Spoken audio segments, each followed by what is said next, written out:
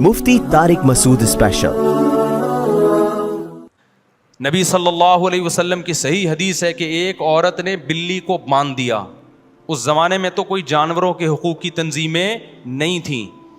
ہمارے نبی نے کیا فرمایا؟ ایک عورت تھی جس نے بلی کو باندھ دیا، نہ کھانے دیتی تھی نہ پینے دیتی تھی، بلی سے کسی طرح سے بیزار آ گئی ہوگی۔ اب علماء کہتے ہیں بھائی بلی اگر آپ کو تنگ کر رہی ہے، بیزار آ گئے تو مار دو اس کو، مارنا جائز ہے اس کو۔ اگر آپ کو تنگ کر رہی ہے، نہیں کر رہی تو پھر مارنا بھی جائز نہیں ہے۔ اگر آپ کے لیے مصیبت بنی ہوئی ہے تو مار سکتے ہو آپ اس کو۔ اب کیا کیا، اس عورت کو تنگ کرتی تھی، اس نے کیا، مار دیتی نا وہ، اس نے باندھ دیا۔ اب باندھ دیا تو نہ وہ کھا رہی ہے نہ وہ پی رہی ہے، وہ بیچاری بھوک پیاس سے بلی تڑپ تڑپ کے مر گئی۔ اللہ کو اتنا غضب آیا، حدیث میں آتا ہے اللہ نے اس کی نیکیاں برباد کر کے اس کو جہنم کی آگ میں ڈال دیا۔ سمجھ میں آ رہی ہے بات کہ نہیں آ رہی ہے؟ حدیث میں آتا ہے ایک پیغمبر کو چیونٹی نے کاٹا، صحیح حدیث ہے، تو ان پیغمبر نے غصے میں ساری چیونٹیاں جلا دیں، جو پوری ایک لائن تھی نا۔ اللہ نے وہی نازل کی کہ کاٹا آپ نے ایک کو تھا، باقیوں کو آپ نے کیوں مارا؟ میں سمجھا پا رہا ہوں؟ یہ صحیح حدیث ہے۔ ان کا کیا قصور تھا؟ تو ہمارے نبی نے ہمیں یہ واقعہ کیوں سنایا؟ ہمیں بتانے کے لیے کہ ایک چیونٹی کا خون بھی رائے گا، بولو نہیں جائے گا۔ اب یہ نہیں کہ آپ پاؤں یوں کر کے رکھنا شروع کریں کہ چیونٹی تو میرے وہمی بھی بن جاتے ہیں، مطلب جان بوجھ کر بلا وجہ کسی جانور کو مارنا اسلام میں جائز نہیں۔ ہاں کوئی جانور تنگ کر رہا ہے تو ماریں اس کو۔ اب کھٹملوں کو بھی آپ نے کہا کہ چونکہ وہ مارنا ناجائز ہے تو اب کھٹمل پالنا شروع کر دیے، مچھر پالنا شروع کر دیے، وہ تو بیماریاں پھیلاتے ہیں نا، وہ مار دیں آپ بلا وجہ، وہیں بس آپ مار رہے ہو، جیسے مرغے لڑاتے ہیں آپس میں۔ آپ یوٹیوب پہ مرغوں کی لڑائی یا جانوروں کی لڑائی دیکھیں، انسان کا دل کرتا ہے کہ جو مرغے ہیں نا ان کو الگ کرو، ان کو لڑوانے والوں کو اس طرح بولو کہ تم لڑو آپس میں۔ اتنا اذیت ناک منظر ہوتا ہے۔ بھیڑی اور کتے کی گڑھا کھودتے ہیں، گاؤں دیہاتوں میں بعض جگہ ایسے ہوتا ہے، گڑھا کھودا، اس میں بھیڑیا اور کتا ڈال دیا، وہ باہر نہیں نکل سکتے، وہ لڑ رہے ہیں، خونم خون کر دیا۔ بعض دفعہ سور کو چھوڑ دیا، اس کے پیچھے کتا، وہ بیچارہ بھاگ رہا ہے گول گول، تھک گیا، کتا بھی اسے تماشا دیکھ رہے ہیں، تالیاں بجا رہے ہیں۔ تو آپ کیا سمجھتے ہو کہ جو عرش پہ بیٹھا ہوا خدا ہے وہ غافل ہے کیا؟ وہ کیا غافل ہو گیا ہے؟ وہ یہ دیکھیں نا کہ ایک مخلوق کا تم صرف اپنے تماشے کے لیے، کلیپنگ کے لیے اور جوے کے لیے تم ایک مخلوق کے ساتھ کھیل رہے ہو، کتنا اذیت۔ آپ خود تھوڑا تجربہ کریں نا کہ آپ کے پیچھے کوئی خونخوار درندہ لگاؤ اور آپ گہرے کنویں میں ہو، بھاگنے کی جگہ نہ ہو، کتنا بھاگو گے آپ؟ کیسی اذیت ہو جائے گی آپ کو۔ جب خدا کا خوف ختم ہو جائے نا، انسان اور درندے میں کوئی فرق نہیں رہتا۔ یہ مرغوں کی لڑائی حرام ہے اسلام میں، جو یہ کام کر رہا ہے اس کو اپریشیٹ نہ کریں، دیکھنے والے کو بھی گناہ ملے گا۔ میں جو کہہ رہا ہوں نا یوٹیوب پہ، وہ تو عبرت کے لیے کہہ رہا ہوں نا آپ کو، تاکہ پتہ چلے کہ ہو کیا رہا ہے، کیونکہ وہ بے زبان ہے، آواز اٹھانے والا کوئی نہیں۔ اور یہ اینیمل لورز بھی دنیا کے سب سے بے وقوف ترین لوگ ہیں۔ یہ جو اینیمل لورز کے نام پہ ٹوبی ڈرامے آج کل ہو رہے ہیں نا، یہ کتوں کی حفاظت کر رہے ہیں جو کتے انسانوں کو کاٹ رہے ہیں۔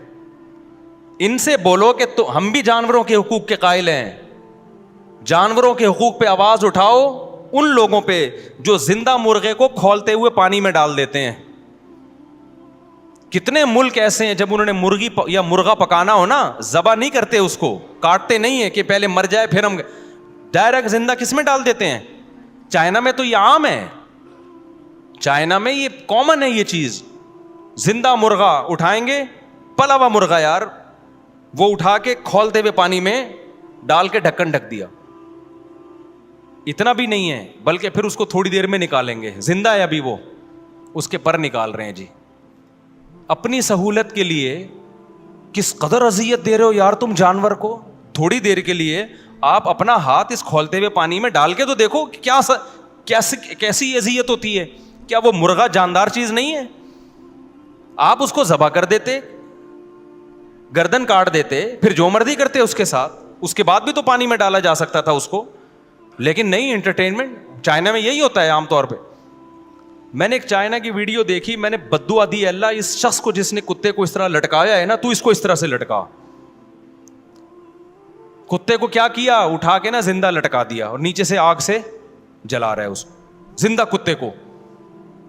اور یہ حرام, یہ جو اسلام نے جانوروں پر احسان کیا ہے کہ حلال جانور کاٹنے کا حکم دیا, حلال جانوروں میں زیادہ شعور نہیں ہوتا, حرام جانور اکثر ذہین ہوتے ہیں. آپ دیکھو ہم لوگ 100 گائے بقرعید میں کاٹتے ہیں, جو اجتماعی قربانیاں جہاں ہوتی ہیں, ایک گائے کٹ رہی ہوتی ہے, ذبح ہو رہی ہے, دوسری قریب کھڑی ہوئی دم ہلا رہی ہے, اس کو احساس ہی نہیں ہوتا, وحشت نہیں ہوتی. جب تک اس کو لٹائیں گے نہیں, چھری نہیں چلے گی, اس کو نہیں تکلیف ہوگی, اس میں یہ شعور ہی نہیں ہے کہ بھائی یہ کیا ہو رہا ہے. لیکن اگر یہ سلوک آپ کتے کے ساتھ کریں گے نا, ایک کتا, 2 کتا, تیسرا کتا پہلے ہوشیار ہو جائے گا, سمجھ جائے گا کہ میرے ساتھ کیا ہونے والا ہے. آپ سلاٹر ہاؤس دیکھیں حلال جانوروں کے, ایک جانور کٹ رہا ہے دوسرے کو کچھ بھی نہیں ہوتا. لیکن آپ کتوں کے سلاٹر ہاؤس چائنا میں دیکھیں, آپ ایک کتے کو جب پکڑا جا رہا ہے نا, دوسرا ایسے بےچارا رو رہا ہوتا ہے, اس کے اندر سے نا عجیب آواز آ رہی ہوتی ہے, اس کو احساس ہو جاتا ہے کہ میں لٹکنے والا ہوں, کبھی ادھر بھاگ رہا ہے, کبھی ادھر بھاگ رہا ہے, اور ایسے لگتا ہے جیسے رحم کی اپیل کر رہا ہے وہ, کہ خدا کے لیے میرے ساتھ یہ مت کرو. بندر کھاتے ہیں بہت سے لوگ, بندر کو احساس ہو جاتا ہے کہ میرے ساتھ کیا ہونے والا ہے, وہ ایسا تڑپتا ہے, بھاگتا ہے. اینیمل لورز کو چاہیے اس کے خلاف آواز اٹھاؤ بھائی, یہ کتوں کو کیوں تم. ہمارے ایک دوست نے بتایا چائنا میں نے اپنی آنکھوں سے دیکھا ہے کہ زندہ کتا وہ پریشر کوکر میں, بڑے والے کوکر میں ڈال دیا, زندہ کتا, اور ایسے ہی کرتے ہیں, وہ اوپر سے بند کر دیا, تڑپ رہا ہے, چیخ, اس کی تو چیخ کی آواز بھی باہر نہیں آ رہی. کہتے ہیں اس کے بعد جب اس دیگچے کو کھولا ہے نا, وہ زندہ تھا, زندہ تھا وہ, کیونکہ اسکن کے ذریعے موت جلدی نہیں ہوتی ہے, آپ کی اسکن جلتی ہے, آپ کے چونکہ جو نروس سسٹم ہے وہ آپ کا بحال رہتا ہے, وہ بہت مشکل سے موت ہوتی ہے. تو کہہ رہے ہیں باہر نکالا تو بھی تڑپ رہا ہے وہ, اور اس کو کھا رہے ہیں بیٹھ کے. آخرت کا خوف نہیں ہے تو کوئی آواز اٹھانے والا بولو نہیں ہے. بے زبان جانور ہیں, جو مرضی کرتے رہو یار, جو مرضی کرتے رہو. ان کا اینیمل لورز چپ بیٹھے ہوئے. ان جانوروں کے حقوق کی تنظیمیں کیا ہیں, جانوروں کی حقوق کی تنظیموں کا پورا زور کراچی کے کتوں پر ہے کہ کتے کو نہ مارو. کتنے کتے ہو گئے نا کراچی میں, انسانوں کو کاٹ رہے ہیں, کھا رہے ہیں, بائکوں سے لوگ گر رہے ہیں. کتنے 3 لنگڑے تو میں دیکھ چکا ہوں اب تک, جو بائک سے ٹکرائے. کتے لنگڑے نہیں, انسان لنگڑے, جن کو کتوں نے لنگڑا کیا ہے. لیکن آپ ایک کتا مار دو تو اینیمل لورز دیکھو, اور یہ جی جانوروں کے حقوق کی تنظیمیں. بھائی یہاں ہم کتے کو مار رہے ہیں انسانوں کو بچانے کے لیے, اور مارنے کا بھی کوشش کر رہے ہیں وہ طریقے اختیار کریں جس میں تکلیف کم سے کم ہو. جب خدا کا خوف نہیں ہوتا تو بین الاقوامی سطح پہ بھی بدماشیاں ہوتی ہیں میرے بھائی. جو انسانی حقوق کے لیے صبح و شام چیختے ہیں, سب سے بڑے بدماش وہ ہوتے ہیں. چیخنا آسان ہوتا ہے, خدا کی قسم, انسانوں کے حقوق ہوں یا جانوروں کے حقوق ہوں, جس کے دل میں خدا کا خوف نہیں ہے وہ حقوق کبھی بھی ادا نہیں کر سکتا. اگر آپ کو یہ احساس ہوگا نا کہ کل قیامت میں مجھے جواب دینا ہے, تو آپ انسان پہ بھی رحم کھاؤ گے, جانور پہ بھی رحم کھاؤ گے, ادروائز آپ کے دل میں رحم نہیں ہوگا. نبی صلی اللہ علیہ وسلم کی صحیح حدیث ہے کہ ایک عورت نے بلی کو باندھ دیا. اس زمانے میں تو کوئی جانوروں کے حقوق کی تنظیمیں نہیں تھیں. ہمارے نبی نے کیا فرمایا, ایک عورت تھی جس نے بلی کو باندھ دیا, نہ کھانے دیتی تھی نہ پینے دیتی تھی. بلی سے کسی طرح سے بیزار آ گئی ہوگی. اب علماء کہتے ہیں بھائی بلی اگر آپ کو تنگ کر رہی ہے, بیزار آ گئے تو مار دو اس کو, مارنا جائز ہے اس کو. اگر آپ کو تنگ کر رہی ہے, نہیں کر رہی تو پھر مارنا بھی جائز نہیں ہے. اگر آپ کے لیے مصیبت بنی ہوئی ہے تو مار سکتے ہو آپ اس کو. اب کیا کیا, اس عورت کو تنگ کرتی تھی, اس نے کیا, مار دیتی نا وہ, اس نے باندھ دیا. اب باندھ دیا تو نہ وہ کھا رہی ہے نہ وہ پی رہی ہے, وہ بیچاری بھوک پیاس سے بلی تڑپ تڑپ کے مر گئی. اللہ کو اتنا غضب آیا, حدیث میں آتا ہے اللہ نے اس کی نیکیاں برباد کر کے اس کو جہنم کی آگ میں ڈال دیا. سمجھ میں آ رہی ہے بات کہ نہیں آ رہی ہے؟ ایک اور حدیث نبی صلی اللہ علیہ وسلم نے فرمائی کہ ایک شخص کنویں میں اترا, شدید پیاسا تھا, شدید پیاسا. تو کنویں میں اترا, اس شدید, عرب کی گرمی بھی بڑی مشہور ہے, تو جب وہ باہر آیا نا کنویں سے, اس نے دیکھا پیاس کی شدت سے ایک کتا کیچڑ چاٹ رہا ہے. اب آگے حدیث کے الفاظ بڑے زبردست ہیں. اس شخص نے کہا کہ جس مصیبت میں مبتلا تھا نا تھوڑی دیر پہلے، پیاس کی جو مصیبت، اسی میں کون ہے؟ اس کو احساس ہوا کہ یہ مصیبت ہلکی مصیبت نہیں ہے. تبھی میں کہتا ہوں نا، جو مرغے کو یا جانور کو ڈائریکٹ کڑھائی میں ڈال دیتے ہیں، ذرا اپنا ہاتھ ایک دفعہ اس میں ڈال کے دیکھیں، پھر پتہ چلے گا کہ جس مصیبت کو میں برداشت نہیں کر سکتا ایک سیکنڈ کے لیے بھی، اس میں جانور کو کیسے ڈال رہا ہوں اس مصیبت میں. کچھ لوگوں کے دلوں میں، سینوں میں دل ہوتا ہے. اس شخص کے سینے میں دل تھا. اس نے کہا ویسے اگر گزر جاتا تو اس کو احساس نہ ہوتا، لیکن چونکہ چند سیکنڈ پہلے اس پیاس میں وہ مبتلا تھا. تو نبی صلی اللہ علیہ وسلم نے فرمایا کہ اس شخص نے سوچا کہ جس مصیبت میں مبتلا تھا اس میں یہ کتا مبتلا ہے. وہ گیا، چمڑے کے موزے نہیں ہوتے اس زمانے میں، جو موزے ہوتے تھے جن پر مسا ہوتا تھا، ہاں، تو وہ گئے صاحب، وہ اس دور میں جو نبی صلی اللہ علیہ وسلم نے پچھلی امتوں کا سنایا کہ وہ گیا اور اس نے چمڑے میں پانی بھر کے وہ موزے میں لا کے کتے کو پلایا. اللہ کو اس کے اس عمل کی قدر آئی، اللہ نے اس کی ساری خطاؤں کو معاف کر دیا. اس سے پتہ چلتا ہے بھائی، جانور کے بارے میں بھی ہم سے کل قیامت کے دن سوال ہوگا. ہمارے ایک استاذ نے، پٹھان استاذ ہیں بڑے، ابھی بھی اللہ ان کی عمر میں برکت دے، 15-20 سال پرانا، بلکہ اس سے بھی شاید پرانا واقعہ ہوگا، ہم چھوٹے تھے. انہوں نے ہم سے قربانی کا بکرا منگوایا نا، 2 دن بعد بقرعید تھی، انہوں نے بکرا منگوایا، ہم لے آئے ان کے لیے قربانی کا بکرا. جب لا کے بکرا باندھا ہے تو گھاس لانا بھول گیا میں. تو مجھے یاد ہے وہ پٹھان استاذ ہمارے، انہوں نے کہا گھاس کا انتظام کرو بھائی، پتہ نہیں یہ کب، کیونکہ یہ جو بیوپاری ہوتے ہیں ان کا کوئی بھروسہ تھوڑی ہوتا ہے کہ کھلائی ہوئی بھی ہے کہ نہیں کھلائی ہوئی، گھاس کا انتظام کرو. ہم نے کہا وہ ایکچولی ابھی کہاں جاتے، رات ہو گئی تھی رات ہو گئی تھی، ہم کہاں سے لے کر آتے گھاس بھائی.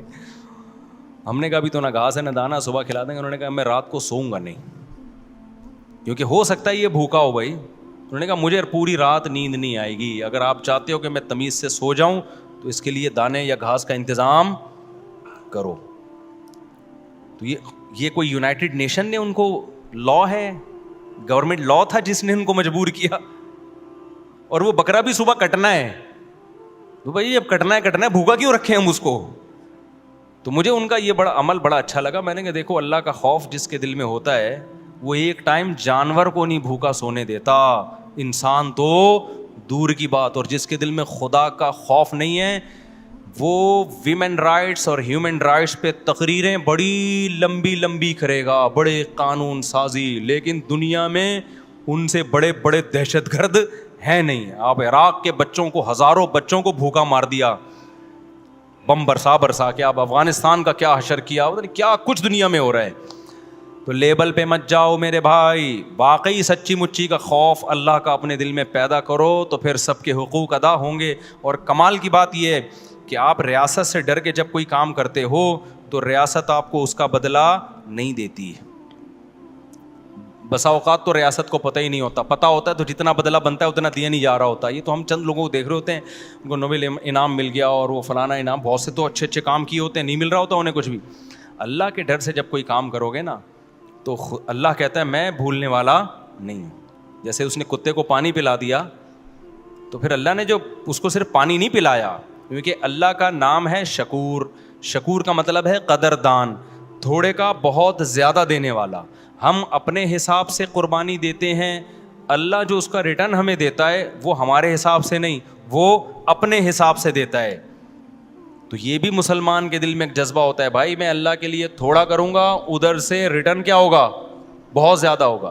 حدیث میں آتا ہے، ایک بس حدیث سنا کو کہاں کہ مؤذن صاحب، نبی صلی اللہ علیہ وسلم نے فرمایا، بخاری کی حدیث ہے، پچھلی امتوں میں ایک شخص نے آسمان میں آواز سنی کہ اے بادل تو فلاں کے زمین پہ جا کے برس. اب یہ شخص حیران ہوا، یار یہ فلاں کو اتنا پروٹوکول مل رہا ہے، کہیں فرشتے کی آواز ہوگی، اللہ نے اس کو سنوانا ہوگا کہ فلاں کی زمین پہ جا کے برس. تو یہ شخص گیا فلاں کی زمین پہ، اس سے پوچھا یار تیری پیداوار میں تو کون سا ایسا عمل کر رہا ہے جس پر تجھے اتنا زیادہ نوازا جا رہا ہے. تو اس نے پھر بتایا کہ میری جتنی آمدن ہوتی ہے میرا معمول ہے 1/3 اللہ کی راہ میں صدقہ. تو اللہ کی طرف سے نا بعض دفعہ ایسے ریٹرن مل رہا ہوتا ہے کہ بادل برس رہے ہوتے ہیں, بعض دفعہ ہمیں نظر نہیں آ رہا, یہ تو ایک کرامت کا واقعہ ہو گیا, بعض دفعہ ہمیں نظر نہیں آ رہا ہوتا, آپ صدقہ خیرات کرتے ہیں, اللہ پتہ نہیں کہاں کہاں سے گھما کے آپ کو لوٹا رہا ہوتا ہے. گورنمنٹ کرتی ہے یہ کام؟ بولو نا, گورنمنٹ تھوڑی کرتی ہے. میں یہ نہیں کہہ رہا کہ گورنمنٹ سے نہ ڈریں, پتہ چلا جو تھوڑی بہت خیر ہے وہ بھی ختم ہو گئی, اللہ کا خوف تو نکلا, گورنمنٹ کا بھی نکل گیا. تو ایسا نہ کریں. مطلب یہ کہ بھائی اصل کس کا خوف, حکومت کے قانون کو بھی فالو کس کے ڈر سے کریں؟ اللہ کے ڈر سے فالو کریں, پھر مزے کی زندگی گزرے گی. تو اللہ نے قرآن میں فرمایا وَإِنَّهُ لَتَذْكِرَةٌ لِّلْمُتَّقِينَ, اس قرآن سے نصیحت حاصل ہوگی ان لوگوں کو جن کے دل میں اللہ کا خوف ہے. بیوی کے حقوق بھی خدا کی قسم صرف وہی ادا کر سکتا ہے جو اللہ سے ڈرتا ہے, کسی کا باپ بھی نہیں ادا کر سکتا. عورت اپنے شوہر کا حقوق جب ہی پوری کرے گی جب اس کے دل میں اللہ کا خوف ہو. اگر خوف نہیں ہے, کسی کا باپ, کوئی کائنات میں کوئی ایسا مائی کا لال نہیں پیدا ہوا جو اس کو شوہر کے حقوق کروا دے پورے, ہو ہی نہیں سکتا, ناممکن ہے. وہ کیوں کرے گی بھائی؟ وہ مانے گی نہیں تمہیں اپنا میاں, اور کیا بولے گی بس ٹھیک ہے ہماری ایک دفعہ شادی ہوئی تھی, اس سلسلے میں حاضر ہوئی ہوں میں. تو نہیں چل رہا ہے نا گھروں میں, یہ بھائی بھائی کا حقوق ادا نہیں کرے گا. احسان تو اگلا مرحلہ ہے, ورنہ ہر احسان کے پیچھے مفاد. آپ کہہ سکتے ہیں نہیں جی اتنے سارے بے دین لوگ ہیں دنیا میں, وہ تو احسان بھی کر رہے ہیں, وہ تو بڑی خدمتیں بھی کر رہے ہیں. بھائی وہ ساری خدمتیں میجورٹی ان میں ایسی خدمت کر رہی ہے جس کا ان کو ریٹرن چاہیے, تبھی تو غصے ہوتے ہیں. میں جب لوگوں سے کہتا ہوں یار تمہاری بھائی سے بات چیت بند ہے, اس کو منا لو, کہہ رہے ہیں یار ہم نے اس سے اچھا سلوک کیا, وہ تو ہم سے کر نہیں رہا, تو میری کھوپڑی گھوم گئی ہے. ابے تو نے جو اچھا سلوک کیا تھا خدا کے لیے کیا تھا نا, اللہ کو خوش کرنے کے لیے, اپنے گناہوں کو معاف کروانے کے لیے, اس لیے کیا تھا نا. تو چھوڑ دے, وہ کیا کر رہا ہے وہ اس کا ہیڈک ہے, تو خدا کے لیے کر رہا ہے نا. تو دنیا میں اگر اللہ کو بیچ سے نکال دیں آپ تو یہ محبتیں ہی گلے پڑ جاتی ہیں, احسان ہی گلے پڑ جائے گا, احسان نفرتوں کا ذریعہ بن جائے گا. آپ بولو کہ میں احسان کر رہا ہوں, یہ جواب نہیں دے رہا, تو یہ احسان قریب ہونے کے بجائے دوری کا ذریعہ بن جائے گا. سمجھتا نہیں ہے نا بات کو, تو اللہ میاں کو لے آؤ بیچ میں, ٹھیک ہے نا. ہر چیز میں کس کو لے کر آؤ بھائی؟ اللہ کو لاؤ. دیکھو حضرت ابو بکر صدیق رضی اللہ تعالی عنہ, بس یہ آخری واقعہ سنا کے بیان ختم کرتا ہوں. امی عائشہ رضی اللہ تعالی عنہا پہ جھوٹی تہمت لگی عبداللہ ابن ابی منافق بدبخت نے. تو حضرت مصطح رضی اللہ تعالی عنہ بھولے بھالے صحابہ تھے, وہ اس منافق کی باتوں میں آ گئے. انہوں نے کیا کیا, اس حضرت عائشہ کے خلاف انہوں نے بھی زبان چلانا معاذ اللہ شروع کر دی. پروپیگنڈا جب ہوتا ہے نا تو اچھے اچھے لوگ متاثر ہو جاتے ہیں. بعد میں جب حضرت عائشہ کی برات نازل ہوئی, اللہ نے اعلان کر دیا یہ پاک دامن ہے, ابو بکر رضی اللہ تعالیٰ عنہ نے قسم اٹھا لی کہ میں ان صحابی, وہ حضرت ابو بکر کے رشتہ دار تھے, غریب تھے. حضرت ابو بکر ان کے ساتھ پیسوں کے ساتھ تعاون کیا کرتے تھے, رشتہ داری میں بھی اور غربت ہونے, غریب ہونے کی وجہ سے بھی. لیکن جب حضرت ابو بکر کی بیٹی پہ الزام لگا سیدنا عائشہ رضی اللہ تعالیٰ عنہ پر, تو چونکہ وہ بھی, انہوں نے بھی ان باتوں کو پھیلایا آگے, حضرت ابو بکر نے قسم اٹھائی کہ میں آج کے بعد 1 روپیہ بھی ان پہ خرچ نہیں کروں گا میں. سمجھ رہے ہیں؟ اور بالکل صحیح بات تھی. اس سے بڑا کوئی غلطی ہو سکتی ہے کہ اس سے بڑی؟ باپ بیٹی کا معاملہ اور سیدہ عائشہ جیسی عفیفہ. لیکن جب ان صحابی نے توبہ کر لی, اللہ سے معافی مانگ لی, تو ابو بکر رضی اللہ تعالیٰ عنہ اپنی روش پر قائم رہے. انہوں نے کہا ٹھیک ہے توبہ انہوں نے کر لی ہے, لیکن میں ان پہ خرچ نہیں کروں گا, میرا دل دکھایا ہے.